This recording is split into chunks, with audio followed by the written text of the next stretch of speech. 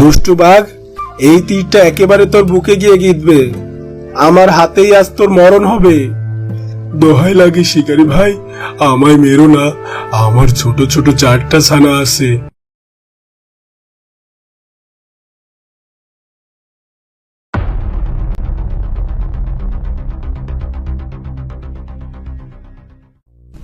বাহ, হরিণটা তো বেশ স্বাস্থ্যবান মনে হচ্ছে। আজকে খুব ভালো ভোজন হবে। যাই, ছানাদেরকে গিয়ে ডেকে নিয়ে আসি। এই বলে বাঘটি মৃত হরিণকে সেখানে রেখেই ছানাদেরকে নিয়ে আসতে যায়।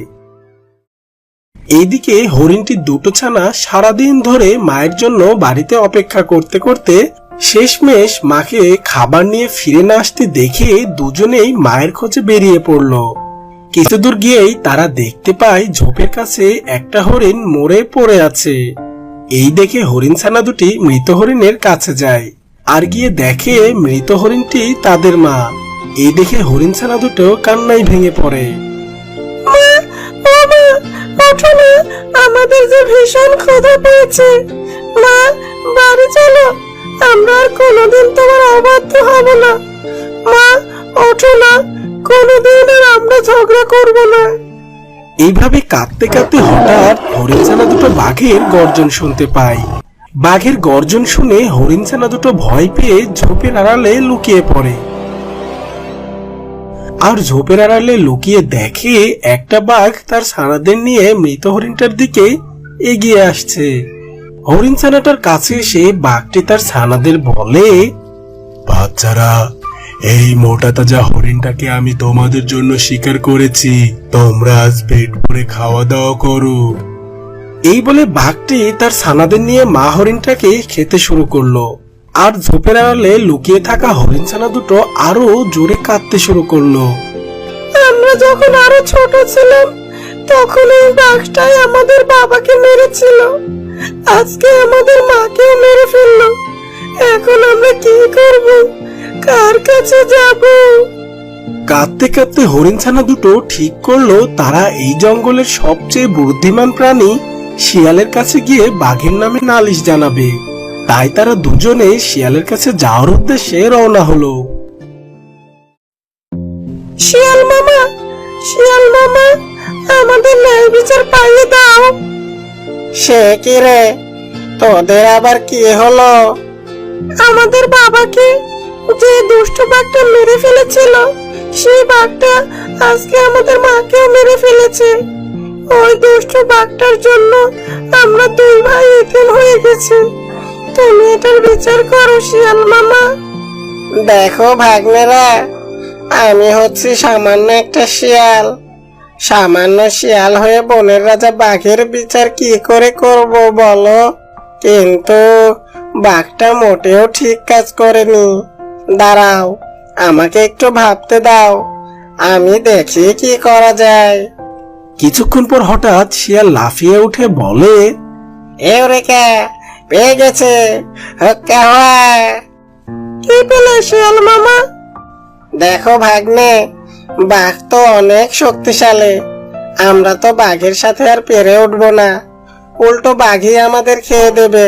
তার চেয়ে বরং আমরা শিকারের সাহায্য নেব। শিকারি? হ্যাঁ, শিকারি, মানে বাঘ শিকারি। আমি কালকেই ওই পাশের গ্রামে যাব। সেখানে এক বাঘ শিকারি আছে। আমি তাকে গিয়ে বলবো তোমাদের ন্যায় বিচার পাইয়ে দিতে। ঠিক আছে শিয়াল মামা, আমরা কিন্তু অপেক্ষায় থাকবো। আচ্ছা আচ্ছা, এখন তোরা বাড়িতে যা। আর হ্যাঁ, সাবধানে থাকিস তোরা। শিয়ালের কথা শুনে হরিণ ছানা দুটো বাড়ি ফিরে গেল।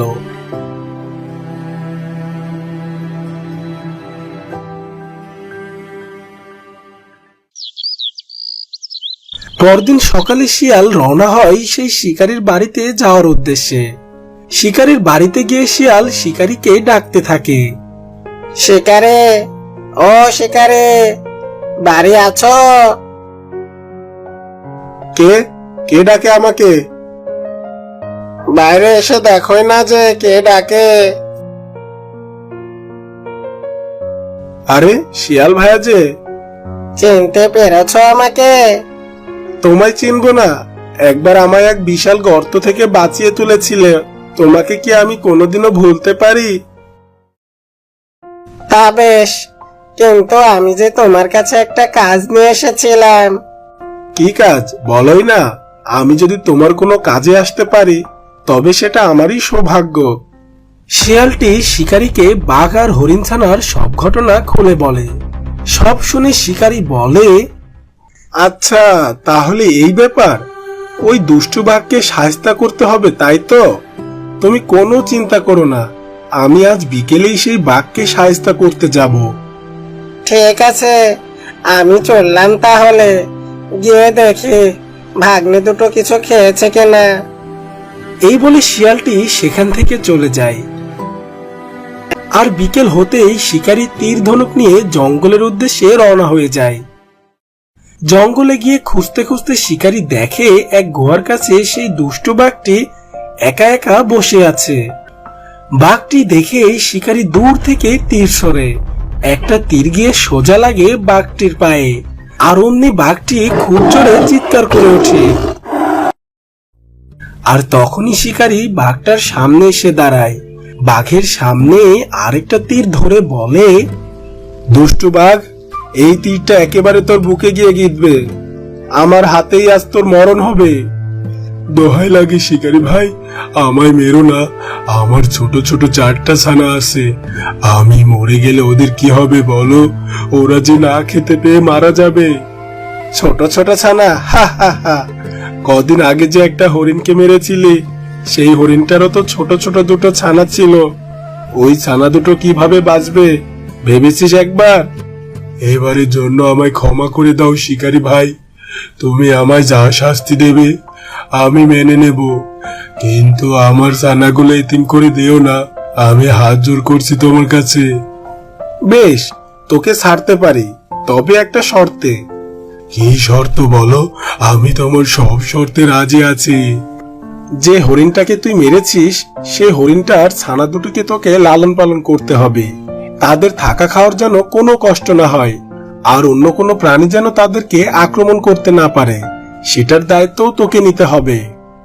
আমি রাজি শিকারী ভাই, আমি ওদের কোনো কষ্ট হতে দেব না।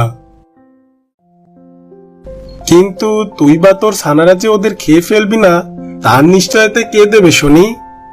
আমি কথা দিচ্ছি, আমরা কেউ ওই হরিণ ছানা দুটোকে মারবো না আর খাবো না।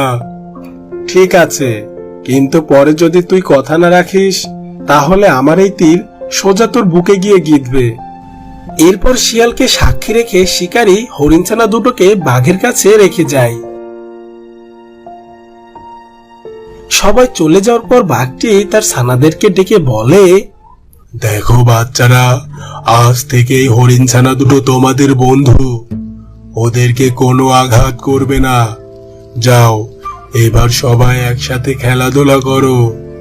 ছানারা চলে যাওয়ার পর বাঘটি মনে মনে হেসে বলে, হো হো হো, হরিণ ছানারা, তোমরা শুধু একটু বড় হও, আর তারপর এই গুহায় নয়, আমার পেটেই তোমাদের জায়গা হবে। হা হা হা। এরপর এভাবে অনেক দিন কেটে যায়, হরিণ ছানারাও বড় হতে থাকে। একদিন বাঘ তার ছানাদেরকে ডেকে বলে, শোনো, সামনের মাসে আমার বড় ছানার বিয়ে দেব, আর সেই বিয়েতে সবাইকে হরিণ ছানা দুটোর মাংস খাওয়ানো হবে। হা হা হা। তোরা সবাই হরিণ ছানা দুটোকে বেশি করে খাওয়াবি, খাইয়ে খাইয়ে মোটা তাজা বানাবি, কিন্তু খবরদার, এই কথা যেন কোনোভাবেই পাঁচকান না হয়। কিন্তু আড়াল থেকে হরিণ ছানা দুটো বাঘের সব দুষ্ট বুদ্ধি শুনে ফেলে। সব শুনেও তারা বাঘের গুহা থেকে পালিয়ে না গিয়ে সেখানেই থাকতে থাকে। শিকারী আর শিয়ালের কাছেও কোনো নালিশ জানায় না। এর কিছুদিন পর একদিন বাঘটি ব্যথায় কাতরাতে কাতরাতে গুহায় ফিরে আসে। আহ, মরে গেলাম রে, পায়ের ব্যথায় মরে গেলাম। তোমার কি হয়েছে বাঘ মামা? তুমি এভাবে চিৎকার করছো কেন? আরে চিৎকার কি আর সাধে করছি, আমার পায়ে যে বিষাক্ত গাছের কাঁটা ফুটেছে, ব্যথায় আমার সারা শরীর কাঁপছে। কোথায়? দেখি দেখি। এ কি? এ তো দেখি সেই বিষাক্ত জংলি গাছের কাঁটা। এই কাঁটার আঘাতে মানুষও মরে যায়। হ্যাঁ, এখন উপায়, আমি যদি মরে যাই আমার ছানাদের কি হবে? তুমি একদম চিন্তা করো না বাঘ মামা, আমি এক ধরনের ঔষধি গাছ চিনি। ওই গাছের পাতার রস চিবিয়ে তোমার ক্ষতস্থানে লাগিয়ে দিলেই তোমার ক্ষত সেরে যাবে আর বিষও কেটে যাবে। কোথায় পাবো সেই ঔষধ? কে এনে দেবে আমাকে? আমি যাব বাঘ মামা, এই জঙ্গলের শেষ মাথায় আছে সেই ঔষধি গাছ। আমি আজই যাব তোমার জন্য ওই ঔষধি পাতা আনতে। এই বলে একটি হরিণছানা ঔষধি পাতার সন্ধানে জঙ্গলের শেষ মাথায় যায়, আর আরেকটি হরিণছানা বাঘের সেবা করার জন্য গুহাতেই থেকে যায়। এভাবেই 2 দিন কেটে যায়। বিষের প্রভাবে বাঘের পা পচতে শুরু করে, কিন্তু হরিণছানার কোনো খবর নেই। বাঘটি মনের দুঃখে ভাবতে থাকে, এটা আমার পাপেরই ফল। হরিণছানা দুটোর দায়িত্ব নিয়ে আবার এদেরকে মেরে ফেলার ফন্দি করেছিলাম। সৃষ্টিকর্তা সেই জন্যই আমাকে এত ভয়ঙ্কর শাস্তি দিচ্ছেন। আমি হয়তো আর বেশি দিন বাঁচব না। এসব কিছু ভাবতে ভাবতে বাঘের 2 চোখ দিয়ে পানি পড়তে থাকে। ঠিক সেই সময় হরিণছানাটি ঔষধি গাছের পাতা নিয়ে হাজির হয়। আমি এসে গেছি বাঘ মামা, এই দেখো ঔষধ, এটা লাগিয়ে দিলেই তোমার ব্যথা এক্ষুনি সেরে যাবে। হরিণছানা দুটো বাঘের পায়ে ঔষধি পাতার রস লাগিয়ে দেয়। তারপর আস্তে আস্তে বাঘের পায়ের ক্ষতস্থান শুকোতে শুরু করে। একসময় বাঘটি সম্পূর্ণ সুস্থ হয়ে যায়। এদিকে বাঘের বড় ছানার বিয়ের দিনও এগিয়ে আসতে থাকে। বিয়ের খবর সারা জঙ্গলে ছড়িয়ে পড়ে। শিয়াল আর সেই শিকারী কিভাবে যেন জানতে পেরে যায় যে বাঘের ছানার বিয়েতে হরিণ ছানা দুটোর মাংস খাওয়ানো হবে। তাই তীর ধনুক নিয়ে শিকারী আর শিয়াল ছুটল বাঘের গুহায়। কই বাঘ, আছিস নাকি? বেরিয়ে আয়। হে কি শিকারী ভাই, তুমি হঠাৎ এলে যে? আসবে না বলছিস? শুনেছি তোর নাকি ছেলের বিয়ে। হ্যাঁ, আর 2 দিন পরে আমার ছানার বিয়ে। আমরা খবর পেয়েছি সেই বিয়েতে নাকি তুই সবাইকে হরিণ ছানা দুটোর মাংস খাওয়াবি বলে ঠিক করেছিস। আজ আমার হাত থেকে তোকে কেউ বাঁচাতে পারবে না। আমাকে মারতে চাইলে মেরে ফেলো শিকারী ভাই, কিন্তু আমার একটা কথা শোনো। তোর কোনো কথাই আমি শুনবো না, বিশ্বাসঘাতক কোথাকার।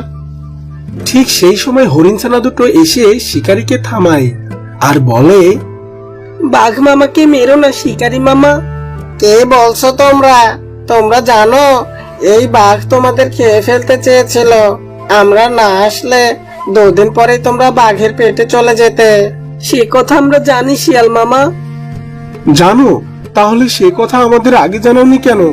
আগে জানলে তখনই এই বাঘকে নরকে পাঠিয়ে দিতাম। এ কথা কেন বলছো শিকারী মামা? বাঘ মামারই বা কি দোষ বলো?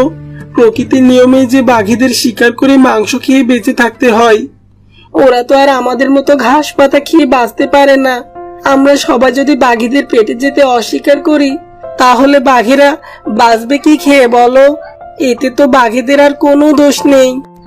হরিণছানা দুটোর কথা শুনে শিয়াল, শিকারী ও বাঘ এরা 3 জনই ভীষণ অবাক হয়ে যায়।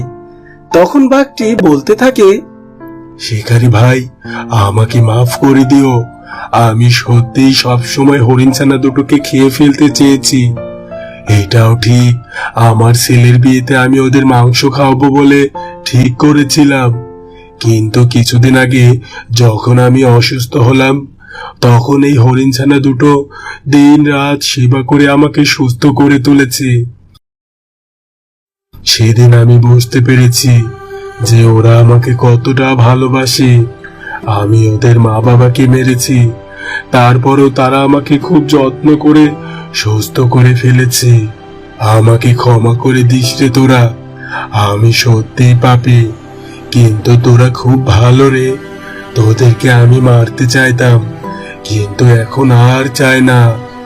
ধরা পড়ে গিয়ে এখন মায়া কান্না কাঁদছিস? তুমি চাইলে আমাকে মেরে ফেলতে পারো শিকারী ভাই, কারণ আমি স্বীকার করছি যে আমি ভুল করেছি। কিন্তু আমি যে সত্যি আমার ভুল বুঝতে পেরেছি সেটা বিশ্বাস না হলে গুহার পিছন দিকটা দেখে এসো।